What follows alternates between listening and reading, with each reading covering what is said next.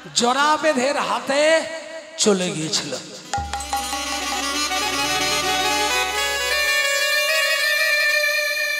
বোঝা গেল মা? খুব ইন্টারেস্টিং গান, শ্রীরাম সখা উদ্ধার। খুব মন দিয়ে শুনুন। নিত্যানন্দ বলছে তুই যখন 11 বছর বৃন্দাবনে ছিলি, প্রত্যেক দিন তুই গোচারণে নানান ভাবে আনন্দ অনুভব করতিস। সখারা তোকে পেয়ে হরিবল হরিবল, সখারা তোকে পেয়ে একটু উলুধ্বনি মায়েরা নিতাই গৌর হরি হরি বল।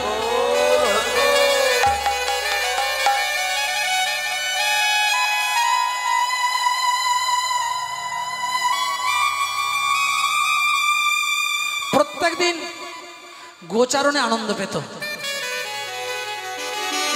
একদিনের আনন্দের কথা বলি। বৃন্দাবনে যাচ্ছিস তুই গোচারণে, দিনটি কেমন? দিনটি কেমন? দিনটি কেমন? একদিন শ্রীকৃষ্ণ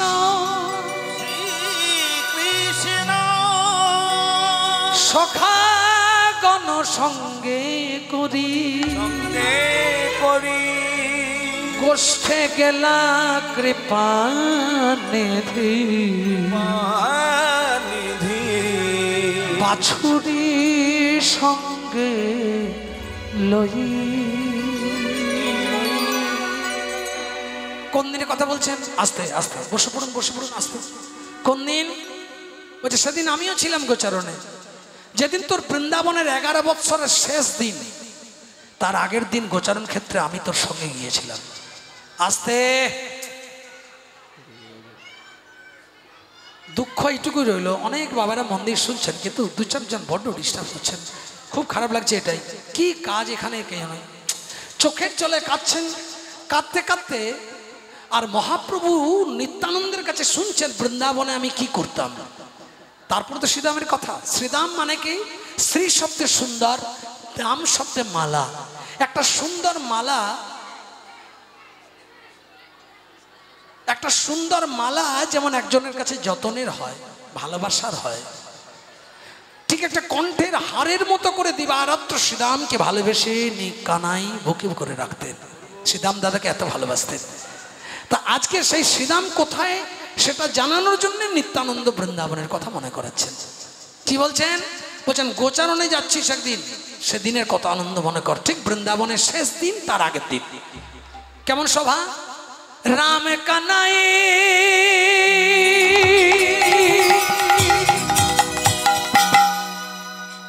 রাম কানাই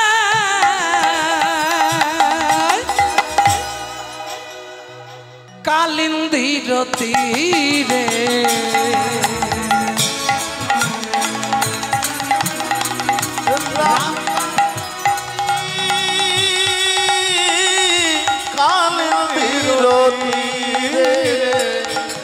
বলে রাম কানাই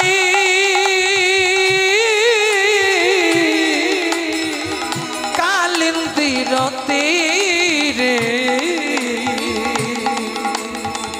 রাম কানাই কালিন্দির তীরে। এটা একটা বৈষ্ণব পদাবলী, খুব মন দিয়ে শুনবেন। গোষ্ঠের সমস্ত কথাটি বর্ণন করছেন নিত্যানন্দ, যে তুই কত আনন্দে খেলা খেলতিস।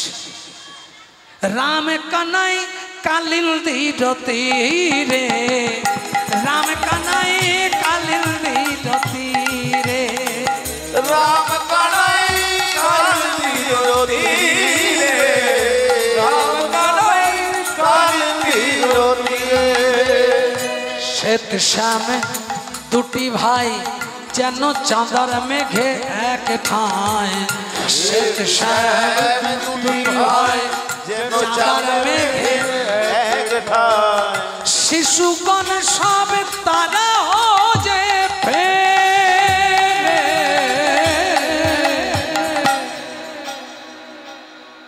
বৈষ্ণব পদাবলীটি মানে চিন্তা করুন। রাম কানাই মানে তুই আর আমি, রাম মানে আমি আর কানাই মানে তুই। কালিন্দীর তীরে, মানে যমুনার তটে গিয়েছিলাম। আমাদের দেখে কেমন লাগছিল? শ্বেত শ্যামে দুটি ভাই, তুই হলি শ্যাম আর আমি হলাম শ্বেত, মানে বলরাম, দুটি ভাই মানে দুজন। দেখতে কেমন লাগছিল সেদিনে গোচারণের শোভা? যেন চাঁদার মেঘে এক ঠাঁই। দেখে মনে হচ্ছে মেঘটা নেমে এসেছে চাঁদটাকে চুম্বন করার জন্য। চাঁদ আর মেঘ একবারে একাকিত্ব হয়ে বসে আছে। আর যারা আরো সখারা খেলতে গিয়েছিল তাদেরকে দেখে কেমন শোভা লাগছে? বলে শিশুগণ ওরে তারা হয়ে ফেরে,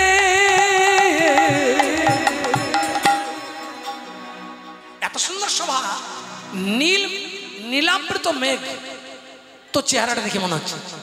আর তার ভিতরে একটা চাঁদের জ্যোৎস্না, মানে আমি দাঁড়িয়ে আছি গোচারণে। আর আরো সখারা সব পাশাপাশি খেলাখেলি করছে, তাদের দেখে মনে হচ্ছে তারা ফুটেছে যেন আকাশে। রাম কানাই কালিন্দীর তীরে, হরি হরি বল। রাম কানাই কালিন্দীর তীরে, রাম কানাই কালিন্দীর তীরে,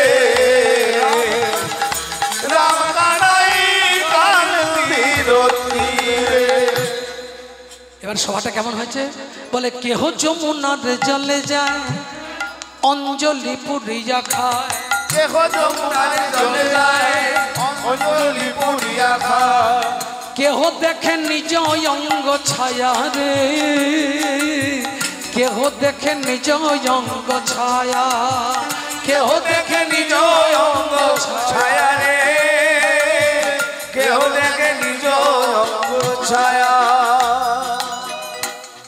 কেহ যমুনার জলে যায়, মানে কেউ কেউ যমুনার জলের দিকে ছুটে যাচ্ছে। আবার কেহ তেষ্টা পেয়েছে বলে অঞ্জলি পুরিয়া যমুনার জল খায়। আবার কেহ দেখে নিজ অঙ্গ ছায়া রে, মানে তক্তকে যমুনার কালো জল, আর সেই জলে কেউ নিজের ছবিটা নিজেই দেখছে, দেখে আনন্দে নাচছে। কেহ দেখে নিজ অঙ্গ ছায়া, এবার নিজের ছায়াটা নিজে দেখে সখাদের এত আনন্দ, বলে আমি কত সুন্দর দেখতে। যমুনার জল, যমুনার জলে নিজের অঙ্গটা দেখছে। কি সুন্দর শোভা! যখন যমুনার জলে নিজের চেহারাটা দেখছে তখন আনন্দ নৃত্য করছে সখারা। আর সখাদের নৃত্য দেখে থাক, সখাদের নৃত্য দেখে এবারে যমুনা কি করেছে জানো? বলে হ্যাঁ রে, আমার বক্ষে তোরা তোদের ছবি দেখে এত খুশি, তাই ওদের খুশি দেখে যাতে নিজের ছবিটা নৃত্য করছে দেখে সখাদের আনন্দ হয়, অমনি যমুনা তরঙ্গ ঘন উঠিল আনন্দ মন। যমুনা তরঙ্গ হরি হরি উঠিল আনন্দ মন, যমুনা তরঙ্গ ঘন উঠিল আনন্দ মন, যমুনা তরঙ্গ ঘন উঠিল আনন্দ মন। বলে দেখি ব্রজ বালকের মায়া রে, দেখি ব্রজ বালকের মায়া, দেখি ব্রজ বালকের মায়া রে, দেখি ব্রজ বালকের মায়া। বোঝা গেল মা? এইভাবে ব্যাখ্যা করছেন। কেউ যমুনায় জল খেতে গেছে, নিজের ছবিটা নিজে জলের মধ্যে দেখেছে, যমুনা আরো ঘন ঘন তরঙ্গ বাড়িয়ে দিয়েছে, বলে তোরা আনন্দ পা, তোদের আনন্দই তো আমার আনন্দ। যমুনা তো পরম ভক্ত, তাই সখাদের আনন্দ দেখি বিরজার কি মনে আনন্দ।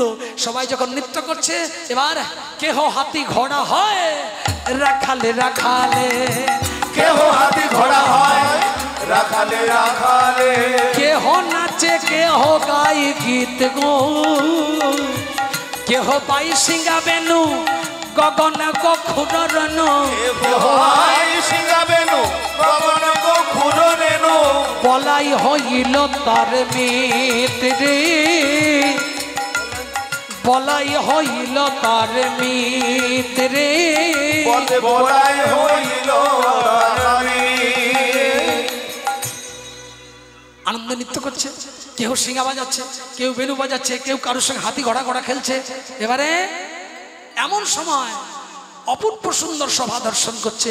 কেহ বাই সিঙ্গা বেনু গগনে গখুর রেণু, কেহ বাই সিঙ্গা বেনু গগনে গখুর রেণু, এখনি অসুর দেবে হানা রে, এখনি অসুর দেবে হারে। বংশী বদনে গায় দধি দুগ্ধ কাড়ি খায়, কংসের যোগান দিতে মানা।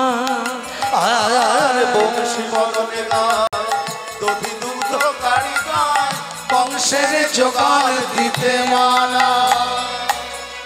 পত্রী বংশীবদন দাস ঠাকুরের পদ যখন গোচারণের কথা মনে করাচ্ছেন, তো বলছে বল কি বলতে চাইছিস?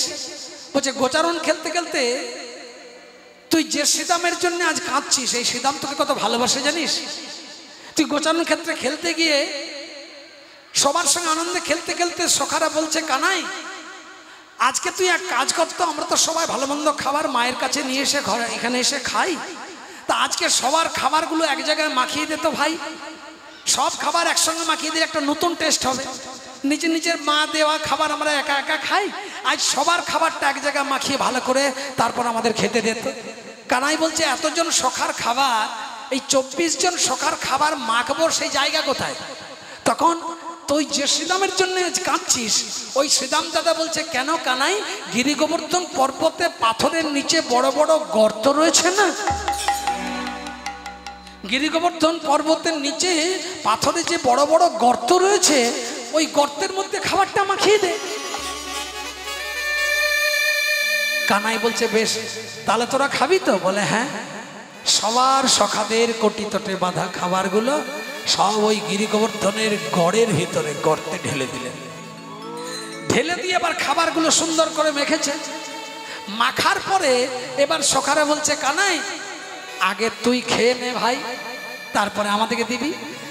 তখন তুই রেগে গিয়ে বলছিস, বলে হ্যাঁ রে আমাকে আগে খেতে বলছিস কেন রে? ও বুঝেছি, তার মানে গিরি গোবর্ধনে পর্বতের গর্তের ভিতরে যদি কোনো বিষাক্ত পোকা থাকে তাহলে খাবারে তো বিষক্রিয়া হয়ে যাবে, তাই আমি আগে খেলে মরি তো আমি মরি, তাই তো?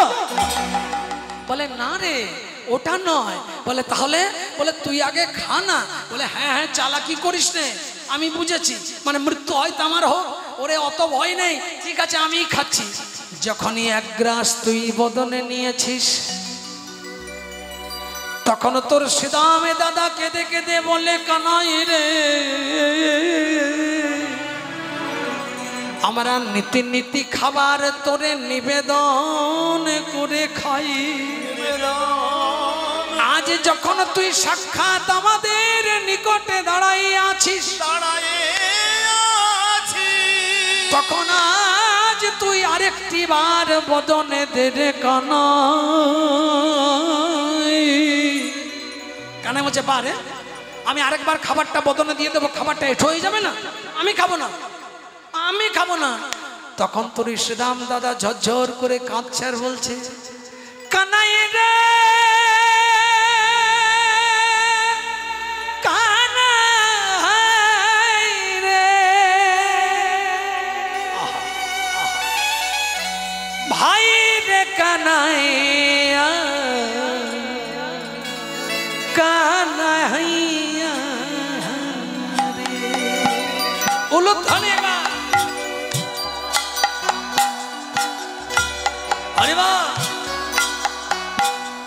তোরে ঠবড় মিঠ লাগে রে ভাই রে কানাই রে,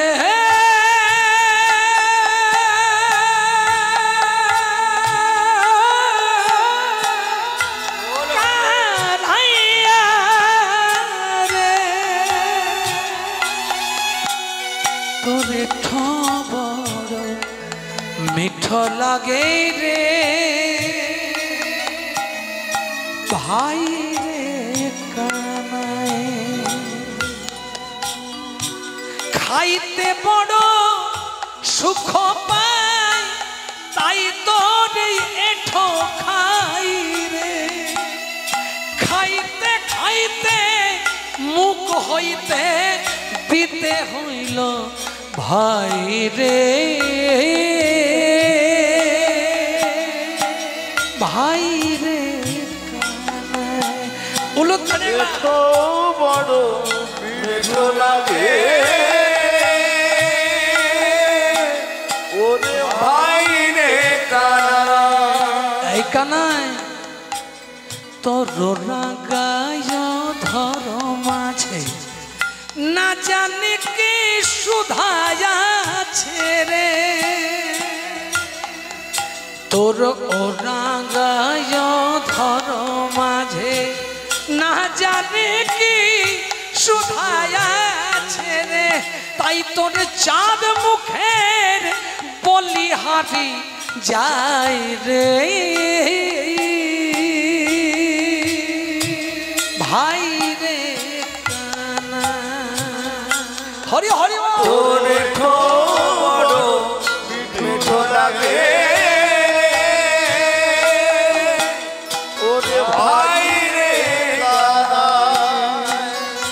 এই উপহার দেহ খাইয়া মোদের দেহরে এ উদ্ধব দাসে কিছু দিতে চায় ভাই রে ভাই রে কানা তোর এঠ বড় মিঠ লাগে রে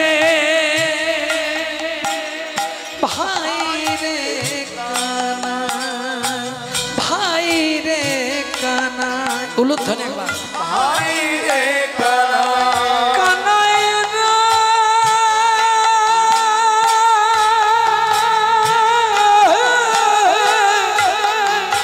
কানাই রে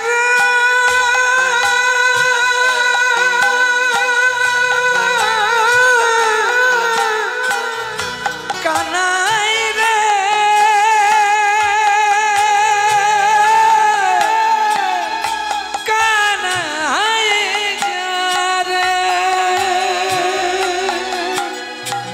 ভাই রে কানাই ভাই রে কানাই উলুধ্বনি হরি হরি কানা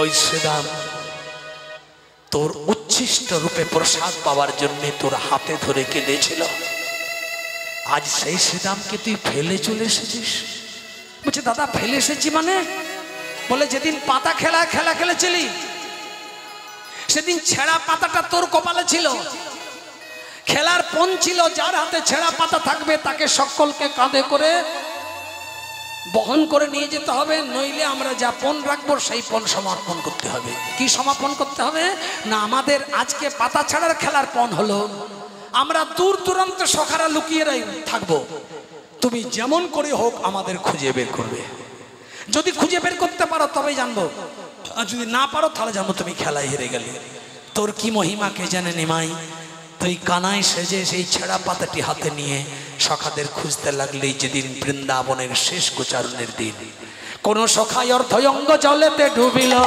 কোন সখায় অর্ধয়ঙ্গ জলেতে ডুবিল হরি হরি বল। সখায় অর্ধয়ঙ্গ জলেতে ডুবিল আবার কোন সখা বৃক্ষের অন্তরাল হলো কোন সখা বৃক্ষের অন্তরালে হলো কোন সখা দূর বনে লুকায়ে পড়ে কোন সখা দুর্বনে লুকাইয়ে পড়ে শ্রীরাম সখা লুকাইল এক গভীর পাথর ঘরে যে শ্রীরাম তোকে সব থেকে বেশি ভালোবাসতো সেই গিরি গোবর্ধন পর্বতের একটা অন্ধকার গুহা আছে সেই গুহার মধ্যে আস্তে আস্তে আস্তে আস্তে সেই অন্ধকার গুহার ভিতরে একটা পাথরের চাই আড়াল করে গুহার ভিতর লুকিয়ে কাঁদতে কাঁদতে বলল কানাই রে প্রাণের থেকে তোকে আমি বেশি ভালোবাসি আজ যদি সত্যি তোর আমার জন্য মন কাঁদে তাহলে সব সখাকে যখন খুঁজে বের করবি তখন তোর এই অধমের কথাও মনে পড়বে এই আশা রাখি এই বলে সেই গুহার ভিতরে ঢুকে কানাইয়ের কথা চিন্তা করতে করতে শ্রীরাম বসে রইল এমনই মহিমা ভগবানের সব সখাকে খুঁজে বের করে উদ্ধার করে ঘর চলে গেল উত্তর গোষ্ঠে। ফেরত গোষ্ঠ হয়তো ভগবানের একবার গোষ্ঠ যাওয়া, একবার ফেরত, মানে একবার পূর্ব গোষ্ঠ একবার উত্তর গোষ্ঠ। তো যখন গোষ্ঠ থেকে পিচ্ছে চাঁদ মুখ বেনু দিয়া সব ধেনুর নাম লইয়া ডাকিতে লাগিল উচ্চস্বরে, শুনিয়া কানাইয়ের বেনু ঊর্ধ্ব মুখে ধাই ধেনু পুচ্চ ফেলে পিঠের ওপরে। সব সখাদের সব নিয়ে গোবৎস নিয়ে চলে গেল, বাকি পড়ে রইল শ্রীরাম সখা।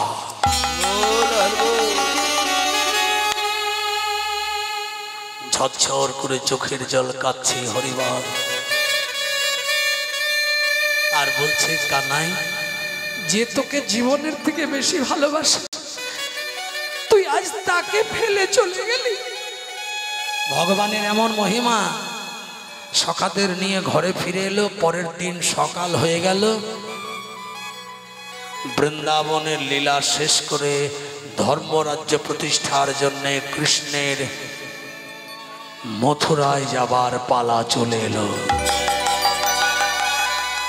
সকালবেলায় একজন রথ নিয়ে এসে ডাকছে, রাম কানাইয়ের জয় হোক, জয় হোক, রাম কানাইয়ের জয় হোক, জয় হোক।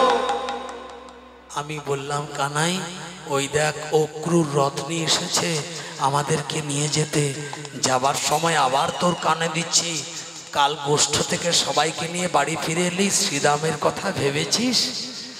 তুই আমাকে বললি হাসতে হাসতে, দাদা শুভস্য শীঘ্রম, এখন যে কাজটা করতে চলেছি সেটা করতে দাও। ওখানে 16,000 বন্দিনী মহিষী চোখের জলে কাঁদছে আমার অপেক্ষায়। ওখানে সুরসেন অসম্মানিত হয়ে 12 বার তিরস্কৃত হচ্ছে। ওখানে উগ্রসেন সম্মান পেয়ে সিংহাসন পায়নি। ওখানে দুরাচারী কংসের অনাচারে সকলে ভীত সন্ত্রস্ত। তাই দয়া করে আমাকে যাওয়ার পথে বাধা দিও না। আমার কথা অগ্রাহ্য করে শ্রীরামের কথা তুই শুনেও শুনলি না। রথে চেপে বৃন্দাবন আধার করে চোখের জলে কাঁদতে কাঁদতে সমস্ত প্রজাঙ্গনা সহ সখে বৃন্দ, এমনকি যশোমতী পর্যন্ত আলুলায়িত কুন্তলা হয়ে তোর সম্মুখে দাঁড়িয়ে তোকে বাধা সৃষ্টি করলো। তুই কোনো কিছু না শুনে অক্রূরের রথের চেপেছি বৃন্দাবন থেকে মথুরার উদ্দেশ্যে যাত্রা করার প্রস্তুতি নিলি।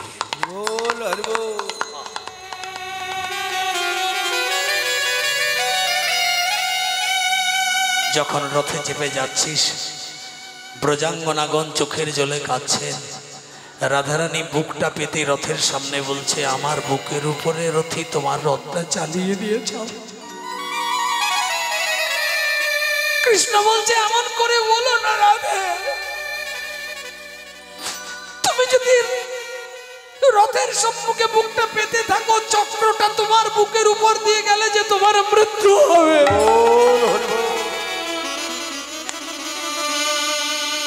রাধারানী বলল, আমার মৃত্যুটা যদি তোমার জীবনে কাজে লাগে আমি তাও গ্রহণ করব। শুনেছি কেউ শুভ কাজে গেলে নাকি মৃতদেহ দর্শন করলে তার কাজ সম্পন্ন হয়। তুমি যদি আমার শবদেহটা দর্শন করে তোমার শুভ কাজ সম্পন্ন করতে পারো, আমি মৃত্যুকে বরণ করে নেব মাধব। আহা,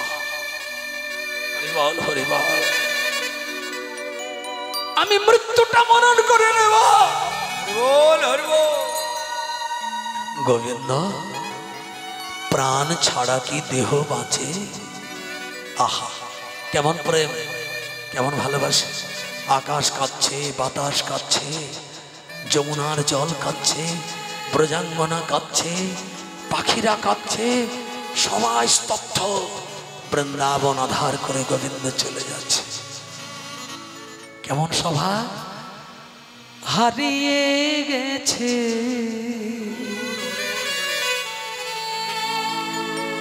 ব্রজের কানাই তারাবতীর দেশে।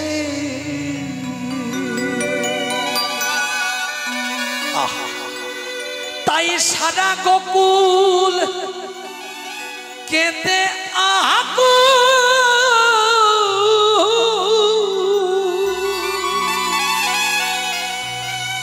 আজ নয়ন জলে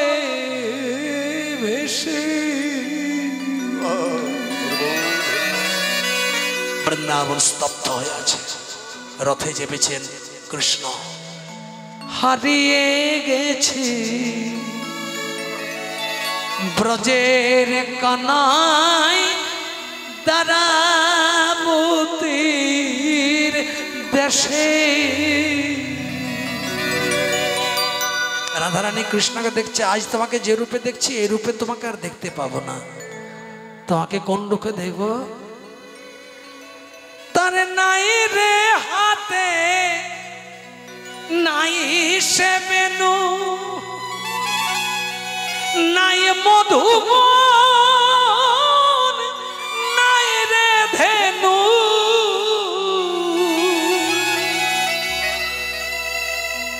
নাই রে সেথা ব্রজের বাঁকা চূড়া মোহন শিরে।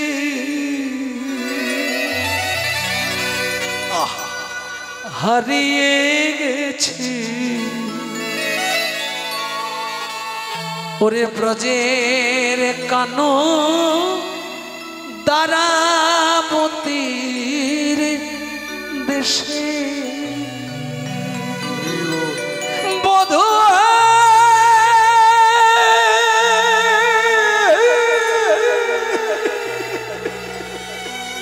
যেও না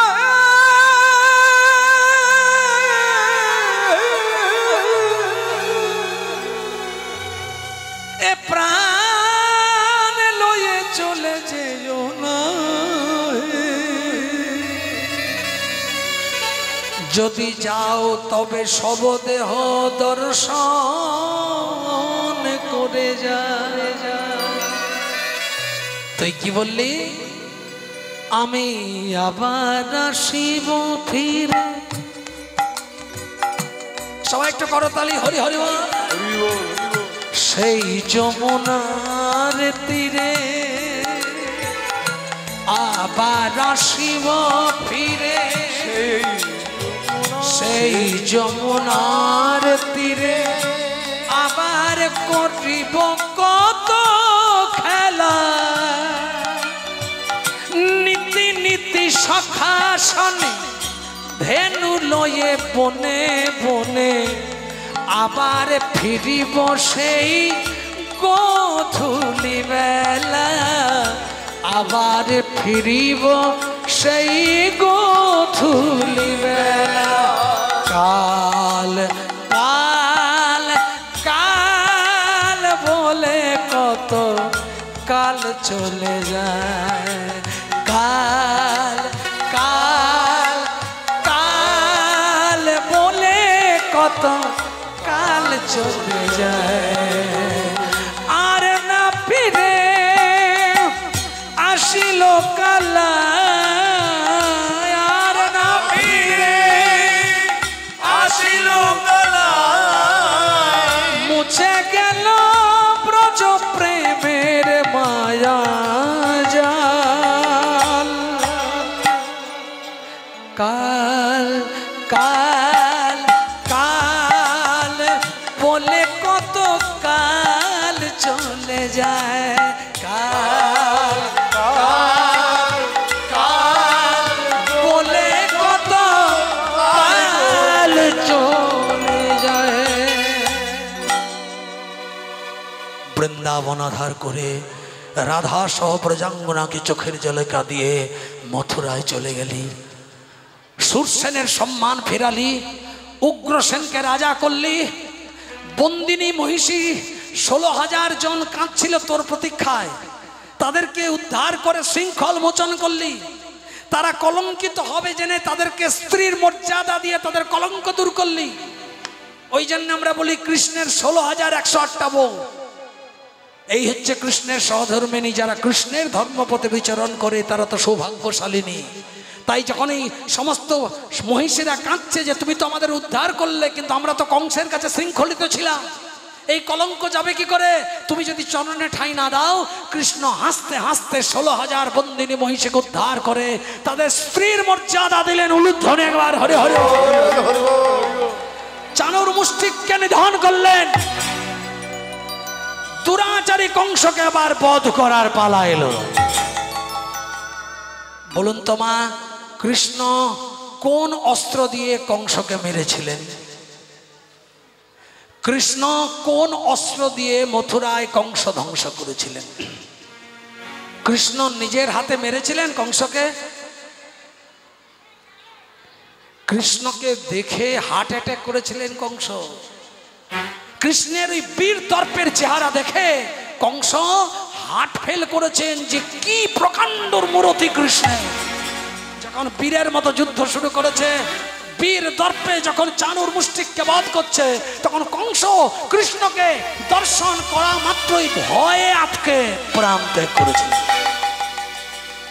মথুরায় ধর্মরাজ্য প্রতিষ্ঠা করে